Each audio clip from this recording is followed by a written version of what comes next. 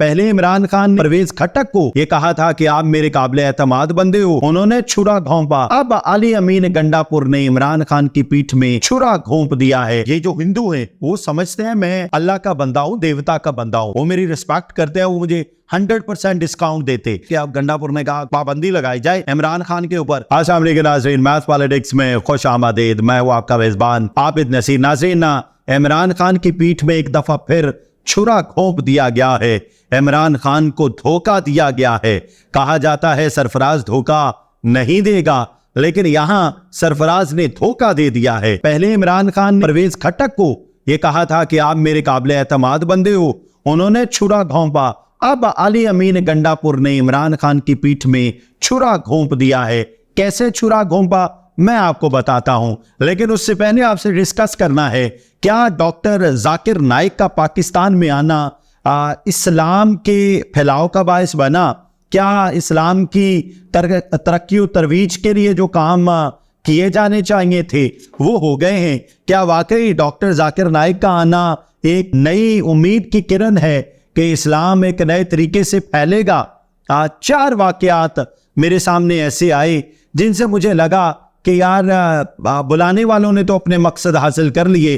मकसद भी मैं आपको बताता हूं, लेकिन problem is doctor Zakir Naik ने वो जो एक अमन का, मोहब्बत का, अपनायत का, भाईचारे का पैगाम देना था ना, वो नहीं दे पाए। नंबर 1 वाकया ये हुआ कि यतीम बच्चियों को उन्होंने शील्ड्स देनी थी। जाकिर नाइक ने ये कह के इनकार कर दिया कि मैं शील्ड्स नहीं दे सकता, कि वो बच्चियां मेरे लिए नामहरम हैं, मैं उन्हें छू नहीं सकता, मैं उन्हें टच नहीं कर सकता। मतलब मैं क्या व्हाट शुड आई से, इतना बड़ा आलम, मैं बहुत बड़ा बंदा गर्दानता हूं, बहुत बड़ा स्कॉलर गर्दानता हूं डॉक्टर जाकिर नाइक को, लेकिन ये जो छोटी छोटी हरकतें हैं ना, ये मुनासिब नहीं हैं, ये इस्लाम के फैलने का बायस नहीं बन सकती कि वो मेरे लिए नामहरम है। यानी कहां जिक्र हुआ कि आप बच्चियों को पहले छुएंगे फिर उन्हें शील्ड्स देंगे? फिर यतीम बच्चियों के लिए आप इस तरह का लफ्ज भी कैसे इस्तेमाल कर सकते हैं? मतलब वुड यू इमेजिन इतना बड़ा स्कॉलर, वो अगर उसकी इतनी पस्त ज़हनियत होगी, हमने किन से मुकाबला करना है जो आज 1400 साल पहले बताई गई बात को ये प्रूव कर रहे हैं कि मक्खी का एक प्रोबायोटिक होता है और एक एंटीबायोटिक होता है। इसलिए अगर आपकी चाय में, आपके पानी में, आपके दूध में मक्खी गिर गई है और उसका एक बार ऊपर है, अमूमी तौर पे एक बार ऊपर होता है, उसे पूरी डुबो के निकालने, आपका दूध पाक हो जाएगा। यही बात 1400 साल पहले इस्लाम ने हमें बताई कि अगर मक्खी गिर जाए तो आप उसे पूरी डुबो के निकाल लें और वो दूध पाक होगा। अब ये उसी बात को रिसर्च के बाद 1400 साल हमसे पीछे हैं और ये हमें बता रहे हैं कि उसका एक प्रोबायोटिक है, एक एंटीबायोटिक है। आप तो उस इस्लाम के परवरदा हैं जिन्होंने वैश्यों को साथ बैठना, वो लोग जो पहले पानी पीने पिलाने पर एक दूसरे की नस्लें बर्बाद कर देते थे, उनको एक साथ बिठा दिया, उनके लिए प्यार और मोहब्बत और अपनायत का वो पैगाम दिया कि आज तक दुनिया मिसाल देती है कि नबी मुकर्रम सल्लल्लाहु अलैहि वसल्लम ने जिस तरह का मुआशरा तरवीज दिया, तारीख में, दुनिया की तारीख में ऐसा कोई एक शख्स ऐसा नहीं हुआ जिस शख्स ने इतने बड़े पैमाने पे लोगों में मोहब्बत कायम की हो, लोगों में भाईचारा कायम किया हो, लोगों में अमन को तरवीज दिया हो, लोगों को मिल के बैठना सिखाया हो, खानदानी निज़ाम दिया हो, वैश्यों को एक तहजीब याफ्ता इंसान बनाया हो। मतलब अगर हम ये पैगाम देंगे कि हम यतीम बच्चियों को शील्ड्स नहीं दे सकेंगे तो मेरा नहीं ख्याल ये कोई मुनासिब बात है। दूसरा वाकया ये हुआ कि होस्ट उनसे सवाल कर रही थी, माइक उन्होंने उनके मुंह के सामने किया हुआ है, वो पीछे हट रहे हैं क्या? मतलब उसके बाद जवाब, जब उनसे सवाल किया गया, जवाब ये पेश किया गया, मुझे टच करने की कोशिश हो रही थी या मैं टच ना हो जाता, इस डर से मैं पीछे हो रहा था। मतलब वुड यू इमेजिन, उसका एक प्रोफेशन है, वो काम करती है। ये दूसरा वाकया जिसने दिल को छलनी किया कि ये मुनासिब चीज नहीं। तीसरा वाकया तो इंतहाई दिल खराश है।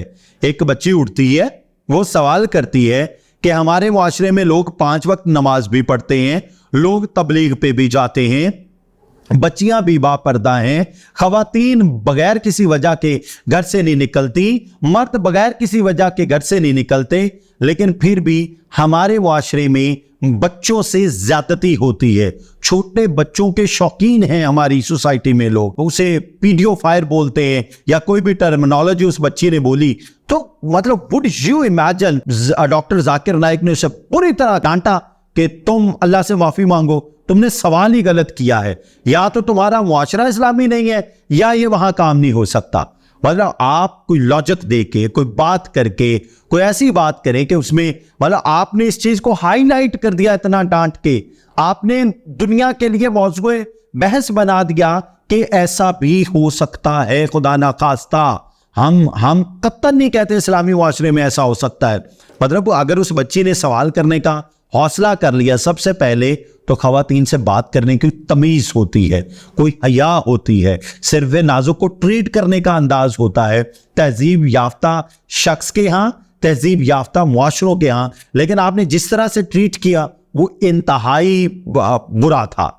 फोर्थ वाकया जो है ना, वो पाकिस्तान में कल्चर है ना, तेन पता मेरा अब्बा कौन है, तेन पता मैं कौन, तुम्हें जानता नहीं, सेम उन्होंने एयरपोर्ट पे कल्चर दोहराया। उन्होंने कहा मैंने सीईओ से बात की, मेरा जो वजन ज्यादा है, और उन्होंने कहा 50% डिस्काउंट देना है, तो उन्होंने कहा मैं 50% भी डिस्काउंट नहीं लेता। और उन्होंने कहा कि ये जो हिंदू हैं वो समझते हैं मैं अल्लाह का बंदा हूं, देवता का बंदा हूं, वो मेरी रिस्पेक्ट करते हैं, वो मुझे 100% डिस्काउंट देते। ये वो सोच है जिसके तहत ये कहा जा सकता है तानू पता नहीं मैं कौन हूं ना। तो एक मेरा या तो डॉक्टर जाकिर नाइक का ब्लड प्रेशर हाई होना शुरू हो गया, या फिर डॉक्टर जाकिर नाइक का मतलब इतना इल्म होने के बावजूद उस इल्म का सही इस्तेमाल किया जाना बहुत इंपॉर्टेंट था। ये 4 वाकयात को आप कैसे एवेलुएट करते हैं जरा कमेंट बॉक्स में लिखिए। लेकिन जिन लोगों ने बुलाया उनका मकसद पूरा हो गया। सरेदस्त सिर्फ मकसद था पाकिस्तान के मारूजी हालात से तवज्जो डाइवर्ट करना, और वो डाइवर्ट हो गई। इस्लाम को डॉक्टर जाकिर नाइक के आने का कितना फायदा हुआ ये आपने फैसला करना है। ये 4 दिल खराश वाकयात मैंने आपके सामने रख दिए। अब जी आते हैं अली अमीन गंडापुर की स्टोरी की जानिब। अली अमीन गंडा मतलब मैंने आपको 4 दिन पहले या 3 दिन पहले ये कहा, मतलब 2 दिन एग्जैक्ट 2 दिन पहले ये कहा कि जनाब इमरान खान पर पाबंदी लग गई, या 18 अक्टूबर तक उन पर कोई भी सियासी समाजी कोई भी शख्सी मुलाकात नहीं हो सकती, उनके साथ कोई इंट्रैक्शन नहीं होगा। और एग्जैक्ट अब जाके पता चला कि उस पाबंदी के पीछे अली अमीन गंडापुर हैं। अली अमीन गंडापुर ने वो पाबंदी तजवीज़ की, अली अमीन गंडापुर इसके मौजूद हैं, अली अमीन गंडापुर ने वो पाबंदी लगवाई। मतलब वुड यू इमेजिन कि पहले इमरान खान ने परवेज़ खट्टक को अपना बाएतमाद बंदा बनाया, और एस्टैब्लिशमेंट के साथ जितने पैगामात थे इमरान खान के वो परवेज़ खट्टक पहुंचाया करते थे। लेकिन फिर परवेज़ खट्टक ने एक अपना धड़ा बनाया, अलग हुए और इमरान खान को काफ़ी ज़्यादा नुकसान पहुंचाया। लेकिन इमरान खान ने भी कुछ अच्छी नहीं की परवेज़ खट्टक के साथ, यानी उनकी वाइफ की डेथ हुई थी, वो ताज़ियत के लिए नहीं गए। ये इमरान खान के एंड पे बुरा था, लेकिन परवेज़ खट्टक पे जितना एतमाद उन्होंने किया था उन्होंने बहुत बुरा किया। अच्छा, अब हुआ ये कि जब 21 अगस्त के जलसे की बात हो रही थी ना, पहले तो SIFC में जब गंडापुर गए ना, उन्होंने ये बात छुपाई। इमरान खान ने बार बार पूछा कि यार ये बताओ क्या मसला है। फिर उन्होंने एक स्टोरी घड़ी, जिस तरह से 12 इजला वाली स्टोरी है, जिस तरह से वो चादर मेरे आगे आगे मैं नजर ही नहीं आया उनको, वो वाली स्टोरी है, जिस तरह से 4 घंटे KPK हाउस में रहने वाली स्टोरी है, इसी तरह की उन्होंने एक स्टोरी घड़ी कि आपको नहीं पता एस्टैब्लिशमेंट के साथ मामलात बड़े अच्छे हो रहे हैं, टेंशन ना लें खान साहब, आप बाहर होंगे, बातचीत शुरू हो गई या चल पड़े या मामलात। अच्छा, अब ये सारा मामला कुछ इस करवट बैठा। चलते चलते SIFC की जब मीटिंग हुई तो इमरान खान ने पूछा कि यार तुम तो बड़े खुशगवार मूड में वहाँ बैठे हुए थे। तो उन्होंने कहा एस्टैब्लिशमेंट के साथ मामला चल रहे हैं। फिर उन्होंने कहा चलो ठीक है, तुम तस्वीर तो ना बनवाते। तो उन्होंने कहा कि बस उन्होंने धक्के से तस्वीर बनवा ली और मैं हंस दिया। बहरहाल उन्होंने ऐसी स्टोरी डेवलप की कि इमरान खान मान गए कि हाँ ठीक है यार, एस्टैब्लिशमेंट के साथ मामला ठीक है। फिर आया 21 अगस्त का दिन, जलसा अनाउंस्ड था। गंडापुर को किसी ने कहा कि ये जलसा मौखर कर दिया जाए। इमरान खान के पास जाते हैं गंडापुर और उन्हें बताते हैं कि जनाब, उन्होंने कहा कि जलसा मौखर कर दें तो इंशाल्लाह आपका फ़ायदा होगा 6-7 सितंबर को तो तकरीबात हैं, आप 8 सितंबर का जो की डेट ले लीजिए, हम आपको जगह भी देंगे, हम आपको सिक्योरिटी भी प्रोवाइड करेंगे। इमरान खान मान जाते हैं, मतलब अच्छा इमरान खान तब नहीं मानते, इमरान खान कहते हैं आजम सवाती को मेरे पास भेजो। आजम सवाती जाते हैं अडयाला जेल और सुबह 7 बजे ऐलान कर देते हैं कि जनाब जलसा मौखर कर रहे हैं और ये 8 सितंबर को जलसा होगा, क्योंकि वहाँ मजहबी जमातें हैं, वहाँ कोई मसला हो सकता है और कोई भी तसादुम की सूरत में सारा जो इल्ज़ाम है पाकिस्तान तहरीक इंसाफ पे आएगा। ले जी करते कराते जी 8 सितंबर का जलसा आता है, 8 सितंबर को जलसा होता है मवेशी मंडी के मुकाम पे, और उसके बाद जनाब वो एक धुआंधार तकरीर करते हैं और ये तकरीर सारी इमरान खान ने कही थी कि तुमने बता देना है, फिर तुमने बल्ले बल्ले करा देनी है, तुमने सारी बातें कर देनी है। तो गंडापुर ने कमिटमेंट कर ली, गंडापुर ने वो तकरीर की, गंडापुर गायब हुए और गंडापुर उसके बाद बरामद हुए। गंडापुर से पूछा गया, इमरान खान ने पूछा तुम कहाँ थे, उन्होंने कहा बस जी वो एक बड़ी अहम मीटिंग थी, उस सिलसिले में था। तो बहरहाल जी उसके बाद गंडापुर ने पैंतरा बदला, पैंतरा बदलते बदलते हालात ये आ गए कि अब गंडापुर ने कहा पाबंदी लगाई जाए इमरान खान के ऊपर, और उसके बाद फिर अगली बात करते हैं। तो बहरहाल जी ये स्टोरी डिग आउट हुई है कि ये जो पाबंदी लगी है इमरान खान के ऊपर, ये इसके पीछे कहीं गंडापुर का हाथ है, लेकिन अफसोसनाक बात है। और फिर अगली बात ये कि मैं पिछले 2-3 व्लॉग से कह चुका हूं कि यार पाकिस्तान तहरीक इंसाफ के वो लोग जो इस वक्त इस्लामाबाद की मुख्तलिफ जेलों में कैद हैं, वो जो वैन आपको एक वीडियो में नजर आती है, वहां बेचारे पाकिस्तान तहरीक इंसाफ के कारकुनान कैद है और फिर वो बेचारे गर्मी की वजह से बेहोश हो रहे हैं। पाकिस्तान तहरीक इंसाफ के कोई रहनुमा जाके उन्हें छड़वा नहीं रहा। अब एक खूबसूरत बात ये हुई है कि पाकिस्तान तहरीक इंसाफ ने इस्लामाबाद में अपने वकला को अनाउंस किया है। वो वकला मैं आपके सामने रख देता हूँ। एडवोकेट आतिन नवाज है, उनका नंबर 03218512 आप इनसे रब्ता कर सकते हैं। अगर किसी का बच्चा, किसी का कोई रिश्तेदार कैद है तो इनसे कानूनी, और ये अनाउंस किया गया है बगैर किसी पैसे के तमाम कानूनी मामलात उनके तय किए जाएंगे। फिर एडवोकेट मुजाहिद खान हैं 0302-540-5393। एडवोकेट फतेहुल्लाह हैं और 0333722222 यानी 22 फिर यानी 72222722। ये एडवोकेट फतेहुल्लाह, ये 3 एडवोकेट्स के नंबर मैं स्क्रीनशॉट भी लगवा दूंगा।